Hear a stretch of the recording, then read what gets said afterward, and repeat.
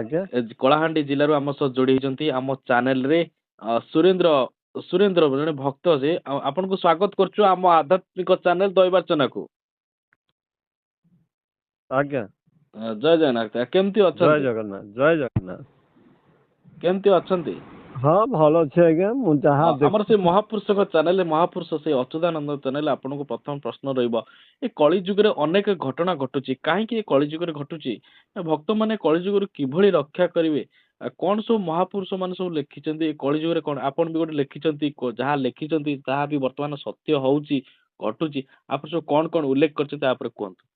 ଆଜ୍ଞା ଆଜ୍ଞା ବହୁତ ସୁନ୍ଦର କଥା ଆଜ୍ଞା। ମୁଁ କହିବାକୁ ଯାଉଛି ଯେ ଅଚ୍ୟୁତ ଅନନ୍ତ ବଳରାମ ଜଗନ୍ନାଥ ଦାସ ତ ଏମାନେ ପଞ୍ଚ ଶାଖା ଏମାନେ କହିଛନ୍ତି ଯେ ଅଚ୍ୟୁତ କହିଛନ୍ତି ଯୁଗର କଲି ଯୁଗର ବିଷୟବସ୍ତୁ। ତାପରେ ଜଗନ୍ନାଥ ଦାସ ମଧ୍ୟ କହିଛନ୍ତି ଏକାଦଶ ସ୍କନ୍ଦ ଦ୍ୱାଦଶ ସ୍କନ୍ଦ ଭାଗବତ କିନ୍ତୁ ଏକାଦଶ ସ୍କନ୍ଦ ଭାଗବତରେ କହିଛନ୍ତି ଯେ ସାତ୍ବିକ ରାଜସିକ ତାମସିକ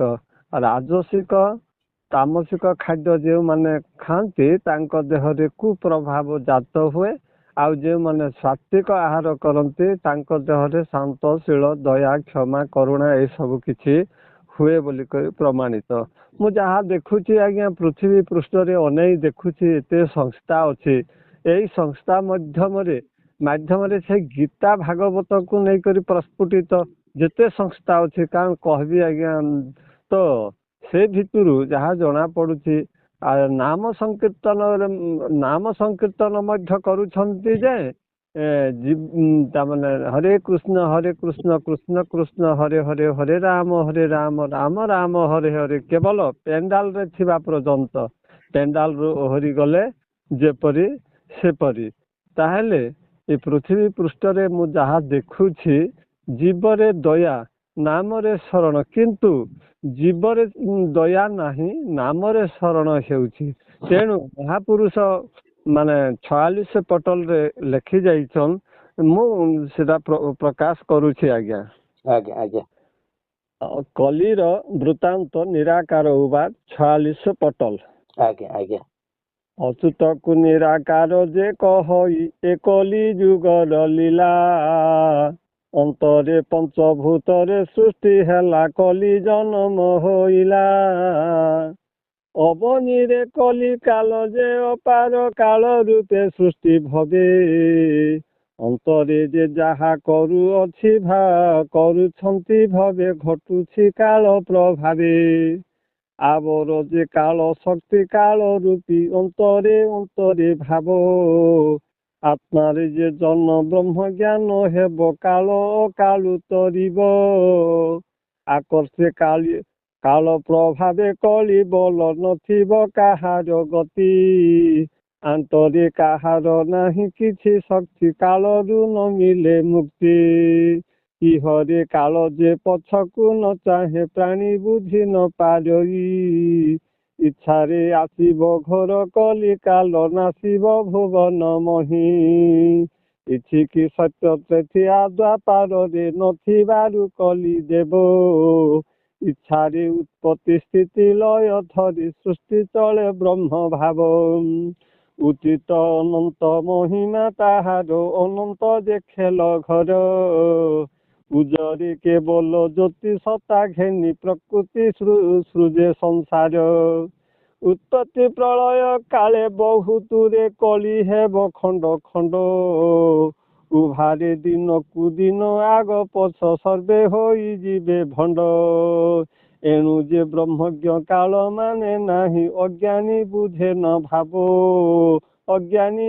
ନା ଭାବ ଏପରି କାଳ ଅକାଳ ବିଚାରରେ ଜ୍ଞାନରେ ଭାବ ଏ ଘେନି ମନ ଲୟରେ ଯୁଗ ନାହିଁ ଅମନ ଏକ ଭାବଇ ଏ ମନ ଅମନ ଏକ ଭାବଇ ଏହି ଭାବ ଲାଗି ବ୍ରହ୍ମଜ୍ଞାନୀ ନର କାଳର ବିଚାର ନାହିଁ ଓଲଟ ହିସାବ ତାହାର ସକଳ ସମାନ ଅଟଇ ବଲ ଓଜରେ କଲିର ନାହିଁ କିଛି ବଲ ଜ୍ଞାନୀ ମନ ଯେ ଚଞ୍ଚଳ କଲିର ପ୍ରଭାବେ କଲି ଯେ ଆସିବ ଧରା ପୃଷ୍ଠରେ ଆସନ ଜ୍ଞାନ ନାହିଁ କାର ବ୍ୟର୍ଥ ଧର୍ମ ବୁଦ୍ଧି ବିବେକ ଯେହୀନ କେବଳ ସବୁ ହୋଇବ ବିପରୀତ ଛୋଟ ହେବେ ବଲବନ୍ତ କିଛି ହିଁ ବଡ଼ ବଡ଼ିଆ ଯେତେ ଥିବେ ନିର୍ଲଜ କାର୍ଯ୍ୟରେ ରତ ଖୋଲାରେ ମାନ ମହତ ଫିଙ୍ଗି ଦୂରେ ଅବିଚାରରେ ଚଲିବେ ଖୋଲାରେ ନିନ୍ଦା କରିବେ ଗୁରୁଜନେ ଅଭିମାନରେ ରହିବେ କ୍ଷିତିରେ ହେବ ଯେ ଘୋର କଳି କାଳ ସତ୍ୟରେ ହେବ କନ୍ଦଳ ଖସିବେ ପଣ୍ଡିତ ମୁହଁ ହେବ ବଙ୍କା ଟଙ୍କା ପାଇବେ ଅକଳ ଗାତରେ ନାନାଦି ବ୍ୟାଧି ଘରେ ଘରେ ପୁରିବ ପାପର ଭାରା ଗଡ଼ିବେ ଅଳ୍ପାୟୁ ହେବେ ଲୋକମାନେ ଦେଖିବେ ଜଗତ ସାରା ଗୁଣୀ ଯେ ଅଗୁଣୀ ହୋଇବେ ସଂସାରେ ସାଧୁ ଲଭିବେ କଷଣ ଗୁପତେ ମିଛେ ବୈରାଗୀ ବହୁଜନ ଠକି ନେବେ ମଠ ଧନ ଘଟରେ ବିଚାର ମିଛ ହେବ ସତ ସାକ୍ଷୀ ଲାଞ୍ଚରେ ତୃପତ ଘଟଣା କଲିର ଭାବ ଏହିପରି ଶୁଣ ହେତୁରେ ଅଚ୍ୟୁତ ଘରେ ସ୍ନେହ ଭକତ ପ୍ରେମ ଭାବ ଏମାନେ ଉଭେଇ ଯିବ ଘରଣୀ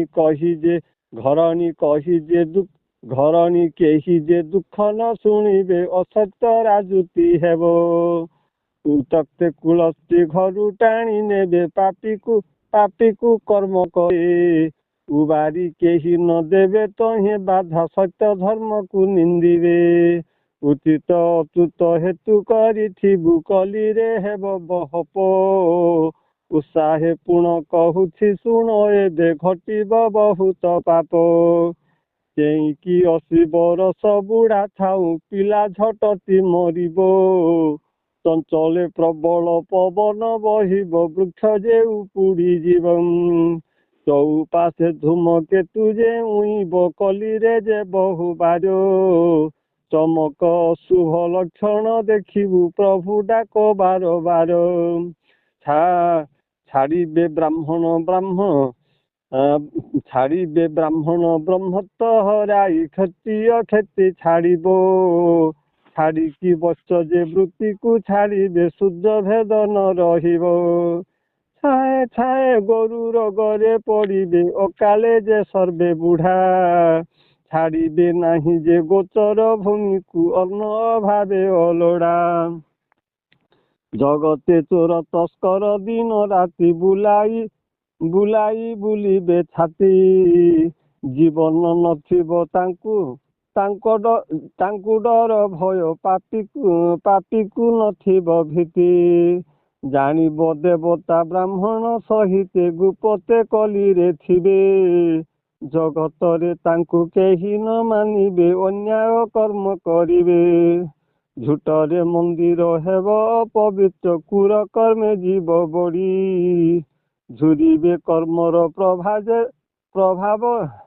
ପ୍ରଭାବେ ଯେ ସର୍ବେ ମୁଖେ ରଖିନି ସଦାଡ଼ି ଝୁଟ ଶାସ୍ତ୍ର ବୋଲି ସମସ୍ତେ ନିନ୍ଦିବେ ତର୍କେ ଥିବେ ବହୁଜନ ଝୁଙ୍କି ରହିଯିବ ଅନେକ ଶାସ୍ତ୍ର ଯେ ଲୋକେ ଭୋଗିବେ କଷଣ ନିରତେ ଗୋଲ ବଢ଼ିବ ଘରେ ଘରେ ସଜନରେ ଭିନ୍ନ ନିଜସ୍ୱ ପିତା ବଚନ ପୁତ୍ରମାନେ ଶୁଣି ରହିବେ ମୌନ ନୀତି ସଦେଶ ହେବ ଛାର ଖାର ବିବେକ ହୋଇବ ଦୂର ନିରତେ ନାରୀ ହୋଇବେ ପ୍ରବଳ ସତୀତ୍ୱ ନଥିବ କାର ନିର୍ଲଜ ହୋଇବେ ନିଶ୍ଚୟ କଲି ଯୁଗେ ଆରମ୍ଭ ମଧ୍ୟ ଭାଗରେ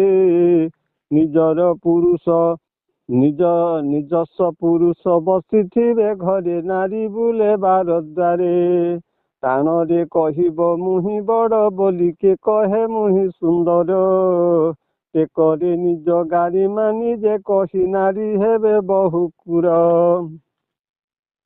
ତାପରା ସ୍ୱାମୀର କଥା ନ ଶୁଣିବେ ପୁରୁଷ ହେବେ ଚିନ୍ତିତ ଟଳିବେ ଯାହାର ଥିବ ମାନ ଲଜ୍ଜା ସଂସାରୁ ହେବେ ବିଚ୍ୟୁତ ଠଉରି କେତେ ଯେ ହେବେ ଗୃହ ତ୍ୟାଗୀ ବୈରାଗୀ ହେବେ ଜାଣୁ ଠାବରେ କରିବେ ଆତ୍ମହତ୍ୟା ମାନ ନ ସହି ନାରୀ ବଚନ। ଠାବେ ଠାବେ କଲି ହୋଇବ ପ୍ରବଳ ସଂସାର ସାରା ପୁରିବ। ଠିକଣା ପୁରୁଣା ବେଦ ଭାଗବତ ସକଳ ଗୁପତ ହେବ। ଠାବରେ ଅଧର୍ମ ହସ୍ତେ ଧନ ଯିବ ଅଗୁଣୀ ଯେ ଗୁଣବନ୍ତ। ଠକିକି ପ୍ରଜାଏ ହେବେ ଦଳ ଦଳ ଭାଙ୍ଗିବେ ରାଜା ମହତ। ଠକରେ କେହି ଯେ ହେବେ ସାଧୁ ପଣ ଅନ୍ତରେ ବିଷର କ୍ଷୀଣ। ଠାବେ ବହୁ ଜନ ଅବାଧ୍ୟ ହୋଇବେ ନ ଶୁଣିବେ ତତ୍ତ୍ୱଜ୍ଞାନ। କାହାର ନଥିବ ସେ କାଲେ ନିଶା ସର୍ବ ଘରେ ଘରେ। ଡରାଇ ପର ପୁରୁଷ ପର ସ୍ତ୍ରୀ ରହିବେ ଗୁପ୍ତ ପ୍ରେମରେ। ଧମରେ ଚଲିବ ଘୋର କଲି କାଳ ସମସ୍ତେ ହେବେ ଗୁମାନ। ଢଲି ପଡ଼ିଯିବେ ପର ଧନ ଦେଖି କରିବେ ଆଢ଼ ନୟନ। ଅନ୍ତରୁ ଯେହି କହିବ ସତ କଥା ମିଥ୍ୟାବାଦୀ ହେବ ସେହି। ଅନ୍ତରେ ଅନ୍ତରେ ସମସ୍ତେ ଜାଣିବେ ମାତ୍ର ମାନିବେ ଯେ ନାହିଁ। ଅବନୀ ପୃଷ୍ଠରେ ଯେ ଥିବ ପଣ୍ଡିତ କଲିରେ କହିବ ହୀନ।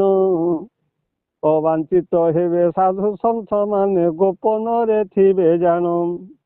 ତର୍କରେ ଦେଖାଇ ନିଜ ବାବୁଗିରି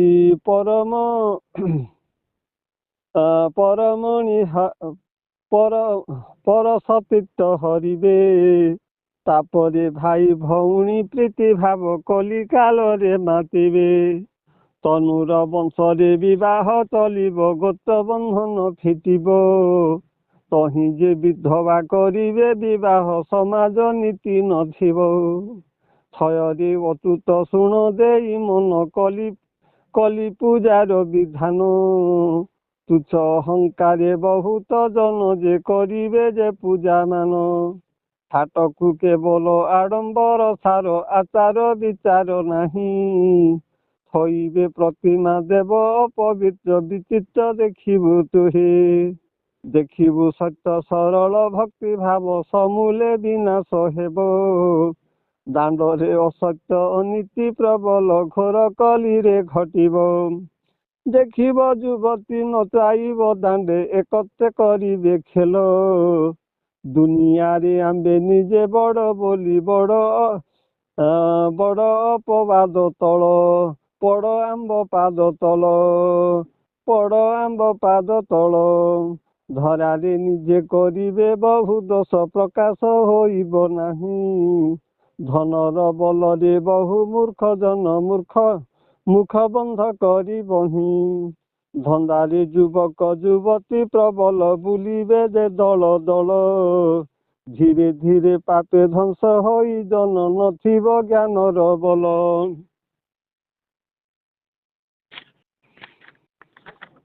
ନିଶ୍ଚିତ ଭାବେ ଆମ ଦର୍ଶକ ମାନଙ୍କୁ ବୁଝେଇ ଦଉଛନ୍ତି ଆଉ ସବୁ କଣ ଲେଖିଛନ୍ତି ମହାପୁରୁଷ ବିଷୟରେ ଅନେକ ଘଟଣା ବିସ୍ତୃତ ଭାବେ ଆମ ପୂର୍ବରୁ ଆଲୋଚନା କରିଥିଲେ। ଆଉ କଣ ସବୁ କହିଛନ୍ତି ସବୁ? ନିରତେ ସେ କାଳେ ହେବ ଘୋର କଲି ଅକାରଣେ ଦିନ ଯିବ। ନିଜର ମାତା ପିତାଙ୍କୁ ତଡ଼ି ଦେବେ ପୁରୁଷ ନାରୀ ଛାଡ଼ିବ। ଆପଣ ଯୋଉ ବିଷୟ ସବୁ କହୁଛନ୍ତି ଆପଣ ଟିକେ ଦର୍ଶକ ମାନଙ୍କୁ ଟିକେ ସୂଚା ଟିକେ ପ୍ରଶ୍ନ ଟିକେ ଅଳ୍ପ ଟିକେ ବୁଝେଇ ଦିଅନ୍ତୁ। ଆଜ୍ଞା ଆଜ୍ଞା ବୁଝଉଛନ୍ କି ମୁଁ ବୁଝାବି? ଆଜ୍ଞା ଆପଣ ଟିକେ ବୁଝେଇ ଦିଅନ୍ତୁ ଏ ଯୋଉ କଥାଟା କହୁଛନ୍ତି ମହାପୁରୁଷ ଲେଖିଛନ୍ତି ଅନେକ କଥା ଘଟଣା ଘଟୁଛି ଯାହା ବର୍ତ୍ତମାନ ଯାହା କହୁଛନ୍ତି ଆପଣ ଟିକେ ବିସ୍ତୃତ ଭାବେ ଯୋଉ ଲେଖିଛନ୍ତି ଆପଣ ନିଜ ଯୋଉ ଲେଖିଛନ୍ତି କଣ 46 ପଟର କଥା କହୁଥିଲେ ଅନେକ କଥା ଭଲ କଥା କହୁଛନ୍ତି ଆମ ଦର୍ଶକ ମାନେ ଶୁଣୁଛନ୍ତି ଆପଣଙ୍କ କଥା। କଣ ଘଟଣା ଘଟିବ ଏ କଳି ଯୁଗରେ କାହିଁକି ଏତେ ଘଟଣା ମାନ ଘଟୁଛି ତା ବିଷୟରେ କୁହନ୍ତୁ ଟିକେ। ଟିକେ ଏ ପଦରୁ ତ ବୁଝେଇଦେବି ନା ଆଜ୍ଞା। ଦେଖନ୍ତୁ ନିଷ୍ଠୁର ହୋଇବେ ନିଷ୍ଠୁର ବଚନ ଶୁଣିବୁ ତୁ କାନେ ଅଦେଖା ଦେଖିବୁ ନେତ୍ରେ। ଦେଖନ୍ତୁ ଆଜ୍ଞା ଅତି ନିଷ୍ଠୁର କଥା ମାନେ କହିବେ। ନିର୍ମଳ ବାଟ ଯେ ନ ମିଳିବ କାହିଁ। ନିର୍ମଳ ମାନେ ସ୍ୱଚ୍ଛ ବାଟ ମାନେ ସତ୍ୟ ପଥର ବାଟ। ନିର୍ମଳ ବାଟ ଯେ ନ ମିଳିବ କାହିଁ ଶୁଣ ଅଚ୍ୟୁତ ତୁ ସୂତ୍ରେ। ପ୍ରାଣର ତୁ ଯେଣୁ ବିଶ୍ୱାସୀ ଭକତ ତୋ ଆଗେ କହେ ବ୍ୟକତ। ତୁ ପ୍ରାଣ ଠାରୁ ମୋର ଅଧିକ ତେଣୁ ବିଶ୍ୱାସ ଲୋକ ମୋର ପ୍ରକୃତ ଭକ୍ତ। ତେଣୁ ମୁଁ ତୋ ଆଗରେ ମୁଁ କହୁଛି ବୋଲି କହୁଛନ୍ତି। ପଟଳ ଚରିତ୍ର ଶୁଣିଲ ଏଥର ସବୁ ମୂଲେ ଅଛି ସତ୍ୟ। ସତ୍ୟ ବୋଲି କରି ଗୋଟେ ଏମିତି ଜିନିଷ ଅଛି ଯେ ସତ୍ୟକୁ ଆଶ୍ରୟ କଲେ ପିଣ୍ଡରୁ ସତ୍ୟକୁ ସ୍ଥାପନ କରତୁ। ସତ୍ୟ ପରମ ଈଶ୍ୱର। ସତ୍ୟ ହଉଛି ଈଶ୍ୱର। ସତ୍ୟ ଜିନିଷ ଗୋଟେ ତୁଇ ନିଶ୍ଚୟ ଆଶ୍ରୟ ଯଦି କରିବୁ ତାହେଲେ ଈଶ୍ୱର ସହିତ ସମାନ। ପିଣ୍ଡକୁ ସପ୍ତାଙ୍ଗ ସତ୍ୟଟେ ବାବୁ ଏ ପ୍ରଥାଟି ନିରାଧାର। ଫସନା ମିଥ୍ୟାରେ ନ ମିଳେ ଆନନ୍ଦ।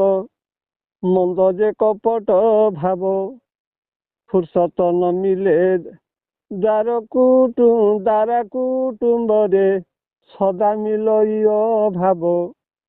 ଫସଇ ତୀର୍ଥରେ ସ୍ନାନ ନାମ ଯେ ଜଳେ ଅଗମନ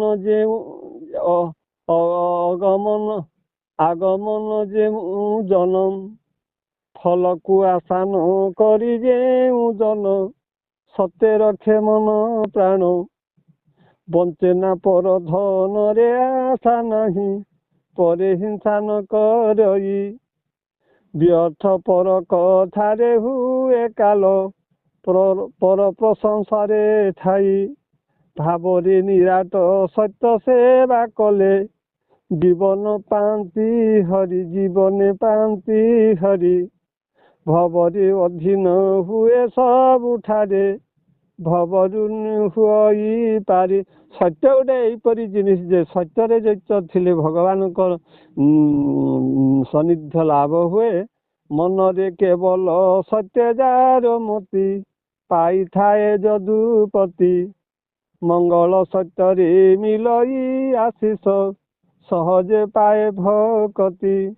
ଯାହାର କୁଟିଳ ପ୍ରକୃତି ଅଟଇ ନିଶ୍ଚୟ ହୁଏ ହରବର। ଯୋଗରେ ଏଣୁ ତୁ ସତ୍ୟ ପଥେ ରହ କରତୁ ସତ୍ୟ ପ୍ରଚାର। ରହତୁ ସତ୍ୟରେ ଏହି ଧରା ଧାମେ ସତ୍ୟ ଅଟେ ଗଣ୍ଠି ଧନ। ରହିଲେ ସତ୍ୟରେ ଅପକାରୀ ଜନେ ହୋଇଯିବେ ସାବଧାନ।